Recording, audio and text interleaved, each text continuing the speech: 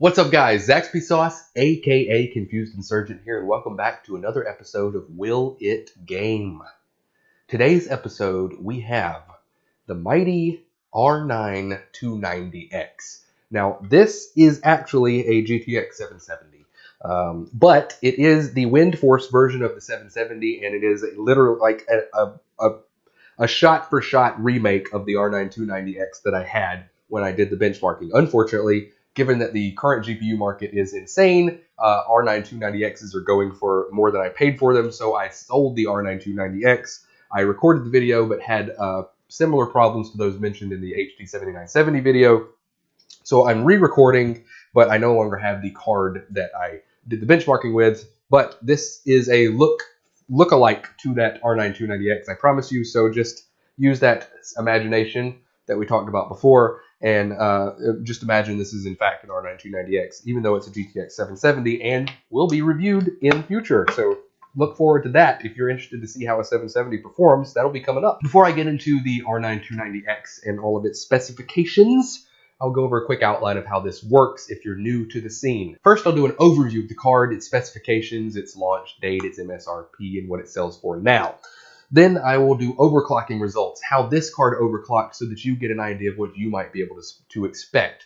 Obviously, your mileage may vary due to the silicon lottery, but it gives you a general idea of what you can expect and what kind of performance gains you can see with overclock. Then I'll go over the benchmarks I use to benchmark the card at hand. After we go over the benchmarks, we'll go straight into the benchmark results. You'll have Excel spreadsheets displayed on your screen, each one for 5 seconds. You can pause at any point if you want to take a further look at them.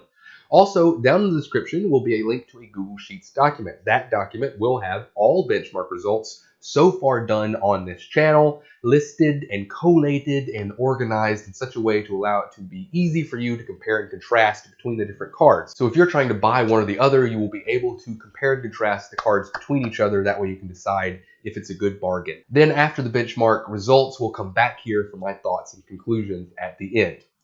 So, as I said, this is the R9 290X, and this carries the distinction of being the only new silicon released in the R9 line, the 200 part of the R9 line, that is. The R9 290 and 290X were the only new GPUs released in that whole lineup. They were based on the GCN 1.1 standard, as opposed to their cousins and their forefathers, if you will, the HD 7970, which was based on the GCN or Graphics Core Next 1.0 standard. Compared to the 7970, the R9 290X was quite the impressive performer. The 7970 had 2048 stream processors, but the 290X came in with 2816 for almost 800 more stream processors. It had 176 texture units and 64 ROPs, double the amount of ROPs and a 50% gain in texture units. It had a core clock of around 750 to 800 megahertz, depending on the manufacturer. Obviously, some of them could actually be significantly more overclocked than that out of the factory. It could boost all the way up to 1000 megahertz. It had 4 gigs of GDDR5 running at 5 gigahertz. And here's the kicker. The 7970 had a 384-bit memory interface, which is very wide. 256-bit was considered previous to that time considered to be the high-end memory interface width, and the 7970 came in and busted it down with 384-bit memory interface because AMD figured if we can't make the RAM any faster, we can make access to it wider. So with the 290X, they took that to the further extreme, and it used a 512-bit memory interface.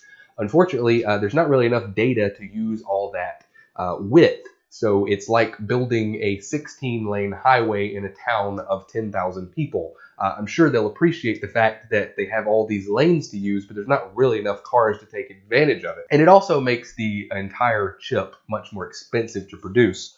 So it wasn't a great idea and was quickly canned in following generations where they scaled that memory interface back down again. Just too expensive to produce and not enough performance gain for doing it. But it's good to see innovation like that in the market, and you like to see companies take chances even if they don't always work out. It had 6.2 billion transistors, which was a 2 billion transistor increase from its predecessor.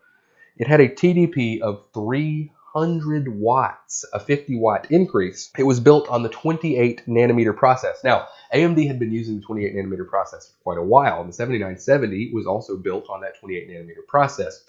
AMD figured that now that we've figured out this 28 nanometer process, we've gotten the nuts and bolts down, we should make a slightly newer chip to use with it, but not an entire refresh. They just wanted the high end of the market to have access to that new chip. So the 290 and 290X were born. I don't know if I said this already, but if I didn't, it launched in October of 2013 for an MSRP of $550. It sells on eBay now for between $250 and $300 US. It should not be selling for that much. This should be a $175 to $200 card maximum.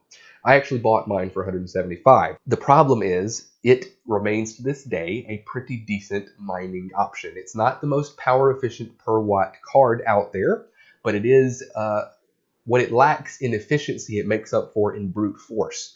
It can still achieve hash rates that are respectable even given today's cards. And the GCN architecture in particular is very efficient at mining. Tonga, Vega, they're all based on GCN architectures, and that's why Vega is still one of the better mining cards today. Overclocking wise, this card had a core clock of 1040 megahertz and a 5000 megahertz RAM clock. I was able to overclock that to 1175 megahertz on the core and 6200 megahertz on the RAM. Pretty respectable numbers, and you will see in the results that actually had a pretty significant boost to overall performance. Benchmarking wise, we are using 2013's Tomb Raider and 2015's Rise of the Tomb Raider, 2013's Middle-earth Shadow of Mordor and its 2017 sequel Middle-earth Shadow of War, 2017's Tom Clancy's Ghost Recon Wildlands, 2016's Deus Ex Mankind Divided, 2016's Hitman and 2015's Rainbow Six Siege, 2016's Steep, 2016's Far Cry Primal, and 2016's Doom. Rise, Hitman, and Deus all have DirectX 12 versions of their benchmark, which you'll see in the results, and Doom has both OpenGL 4.5 and Vulkan, which is a very low-level API that has significant performance boosts for most cards. On the synthetic side, we have Unigen's Heaven, Valley, and Superposition, along with 3D Mark's Firestrike and Time Spy. Graphics score only. I don't want CPU to have an overly large effect on the results. So all that being said, let's jump right into the benchmarks, and we'll come back here afterwards for my thoughts and conclusions. See you then.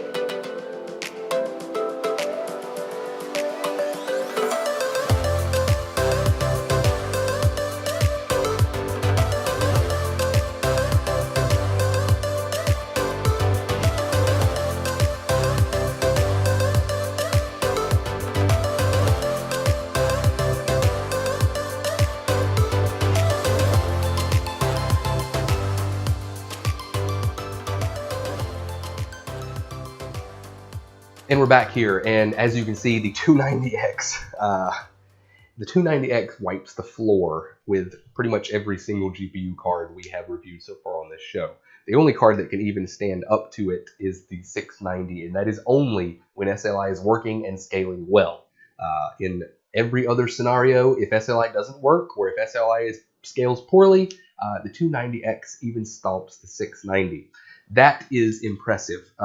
Unfortunately, it is impressive, and also you pay for that impressiveness. It is going to be a little faster than a 1066 gigabyte in most metrics. It's probably going to trade blows with the 6 gig and be faster than the 3 gig. It does have the 4 gigs of VRAM, which is going to give you plenty for today's titles at 1080p. And as you can see, in most titles, you can run the gamut of settings and still be 60 plus FPS. Rise of the Tomb Raider, even on very high, we're at 67 FPS. Middle-earth Shadow of War, very high, 59 FPS. Tom Clancy's Ghost Recon Wildlands, very high, sitting at 54 FPS, which is still very playable. And then as you can see from the overclocking side of the house, once we started OCing, there were significant gains. It's obvious that this card, this chip, was being restrained. AMD restrained it, and then Gigabyte, in this case, let it out of its cage, but not fully, giving it just that touch more access to that raw power that it needed. Really pushed it significantly forward in its abilities, and we were seeing up to, like, Rise of the Tomb Raider went from 72 FPS on high to 92 FPS when it was overclocked. And this Wind Force cooler is a 350-ish watt dissipation, so it has no troubles with the heat produced by the R9290X. So I would recommend getting an OEM board partner like a Wind Force, like a Twin Frozer, an Asus Direct Q2, or an EVGA ACX. EVGA doesn't make AMD cards, but you get the idea. Or a Sapphire Tri-X OC. Get one of those cards, and then you'll have a much better chance of overclocking and having thermal headroom with which to overclock. I would not recommend you get one with the blower reference style coolers. Those things heat up to the 90C mark all the time, and it's hard to get them to come down below that without running the fan at noise levels that can be heard several miles away. They sound like a very tiny jet engine because it's so high pitched but very loud. So all that being said, at today's prices, it's probably not a great deal. If the 10660 ever comes back to its MSRP, then that's the one you're going to want to go with over this. 1066 gigabyte all day at its MSRP over this. At today's prices, they kind of fight back and forth, and this is a little bit cheaper. So you might want to consider it. It is very power hungry. It does require two 8-pin PCIe power connectors. So you're not going to be able to run this in any OEM system. You can crossfire. This does, as you can see, support all the way up to like quad fire. Most games aren't going to support that. Most games don't even support crossfire in general, to be honest with you. So that's probably not something you'd want to look at. If you already have one 290X, then there's not really a reason to get a second one, because it still performs fine at 1080p, and most of the games aren't even going to support the second one regardless. So this is a decent card. I have trouble. It's kind of a meh for me. It does definitely play all of today's games at 1080p, but I probably wouldn't go out and buy one right now. I'd wait on the market to stabilize a little bit. Hopefully it does at some point. And then if you could get this in the $150, $175 price range, it's a definite buy. But at $300, it's just a little too rich for what you're getting. So if you have any questions, comments, or concerns, make sure to drop those down below in the comments section. Also, the little thumbs there. If you liked the video, hit the thumbs up. If you didn't like the video, hit the thumbs down, and then tell me why you didn't like it in the comments section so that I can possibly fix it, unless it's something I can't fix, like, hey, I don't like the way you look, or I don't like the way you talk, or your general personality bothers me. Then those are things I probably can't change. So you could certainly tell me that, but I just have to say thanks for the feedback, I guess. So anyway, but hit that thumbs up button. Also, make sure to hit the subscribe button. It'll let you know when I release new videos. That way you get notifications for that. Most of the time, if you hit the bell, then you'll get them all the time. Otherwise, YouTube will decide when to alert you to new videos. And that's it. So thanks for watching. Make sure to like, comment, subscribe, and I will see you guys next time.